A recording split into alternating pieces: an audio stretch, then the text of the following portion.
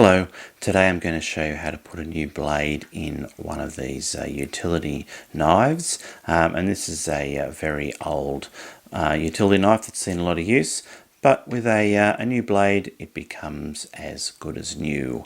So the first step then is to put it on a flat surface, which always makes it easier. There's just one screw to be removed, so I'll take my screwdriver and undo that screw. There we go, turning that anti-clockwise, and the screw comes out. Put that to one side, don't lose the screw of course. And just with this utility knife, you've sort of just got to wriggle it a little bit and push the top half backwards. There we go, and that releases the top half, and off it comes. And that reveals this the blade there, and this cradle that the blade sits in. So as soon as you open it up, it's good to take note of the exact position of the knife and the cradle, because then that's exactly how you've got to put it back together to get the knife to work properly once you replace the blade and put a new blade in.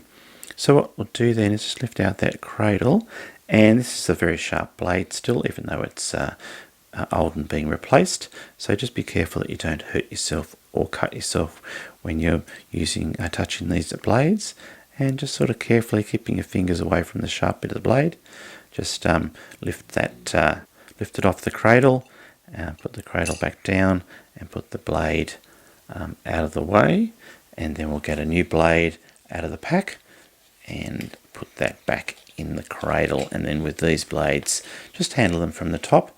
Keep your fingers well away from the sharp bit of the blade, and there's a little magnet in there, so we'll just yeah, there we go, push that back in exactly how it was, how the old blade was, and then that little part of the cradle just sits this side of that screw hole. So I think that's in perfect position now.